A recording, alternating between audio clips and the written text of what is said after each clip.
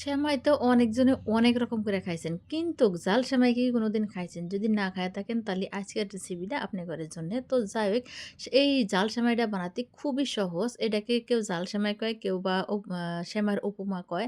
তো যাই হোক যদি সকালে চটপট নাস্তার হাতে এই রেসিপিটা বানায় খাওয়া যায় তাহলে খুবই ভালো লাগে। আর এটা বানাতে খুবই সহজ। একদম কম খরচের মধ্যে বানান যায়। তো চললেন দেখি আজকের রেসিপিটা কি দিয়ে বানাইছি। ১ম এ আমি কিছু কাঁচা সবজি নিছি মটর, তারপর একটা গাজর আর ২-১ টা বরবটি। তারপর নিয়ে নিছি কাঁচামরিচ। তো এর থেকে বেশিও করা যাবে, কমও করা যাবে। কিন্তু আমার কাছে যেটি আসলো আমি ওই কয়টা দিয়েই বানামু। তো সব সবজিগুনা কাটা হয়ে গেছে গা।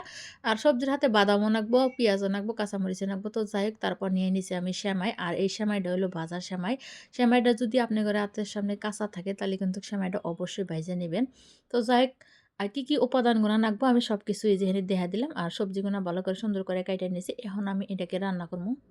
কড়ার মধ্যে দিয়ে দিলাম আমি সাদা তেল। এখানে সাদা তেল ব্যবহার করলেই ভালো হয়। তো আমি সাদা তেলটাই ব্যবহার করলাম। তারপর আমি যে পরিমাণ মতো বাদাম নিছি আর এই বাদামগুনা ভালো করে ভাইজা নিতেছি। বাদামগুনা তেলের উপরে ভাইজা নিবেন আপনারা।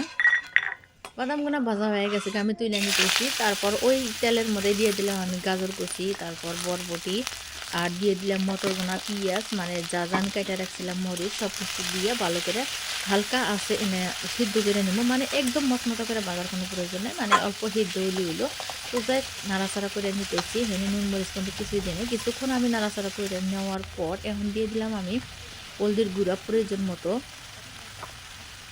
আর হলদির গুঁড়াটা অপশনাল দিলেও হবো না দিলেও হবো। কিন্তু আমি অল্প কালারের জন্য দিয়ে দিলাম। তারপর দিয়ে দিলাম স্বাদ মতো নুন। আর দিয়া আরও কিছুক্ষণ নাড়াচাড়া করতেছি। আর এটাকে ঢাকনা দিয়ে দিয়া যাতে সিদ্ধ হয় ওই হিসাব করে আমি ভালো করে সিদ্ধ করে নেব। তো অনেকক্ষণ হয়ে গেছে গা। মটর দানাগুলো সিদ্ধ হয়ে গেছে গা, গাজরগুলো সিদ্ধ হয়ে গেছে। তো এই যে যখন এরকম কালারটা চলে আসবো তখন দিয়ে দিলাম আমি সেমাইগুনা তো আমি আগে কইছি যে এটা ভাজা সেমাই।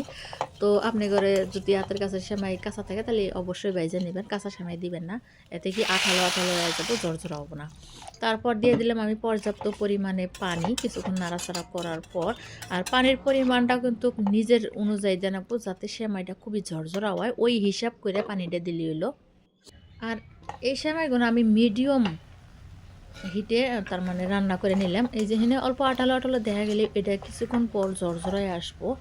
আর সেমাইটা যাতে ভালো করে সিদ্ধ হয় ওইটা মাথায় রেখে পানি দিয়ে আর রান্নাটা করলি হলো। তো যাই হোক এই যে এখানে আঠালো হয়ে গেছে গা। আমি কড়াইতে থেকে নামাই যখন অল্প ঠান্ডা এবার দেবো এটা ঝরঝরা আসবো। আর এই সেমাইটা যদি ঝরঝরা না থাকে তাহলে কিন্তু খাতি ভালো লাগে না।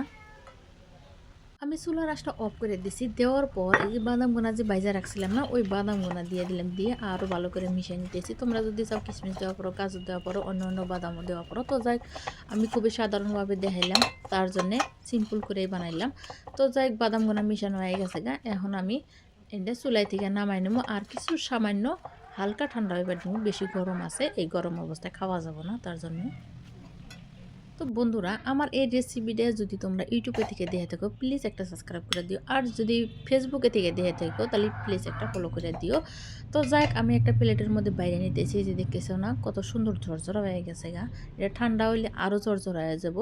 তো এই যে সেমাইগুনা প্লেটের মধ্যে বাইরে নিতেছি আর নিজের পছন্দ মতো। আর সকালে আমি বানাইছি এটা চা দিয়ে খাওয়ার জন্যে। তো তোমরা যদি চাও বিকেলে রাখা পড়ো। আর এর হাতে কোনো ডিমও দেওয়া যাবো। তো আমি ডিম দিই নেই। তো সব কিছু ডেকার করা হয়ে গেছে এই যে দেখতেছো কত সুন্দর হয়ে গেছে না।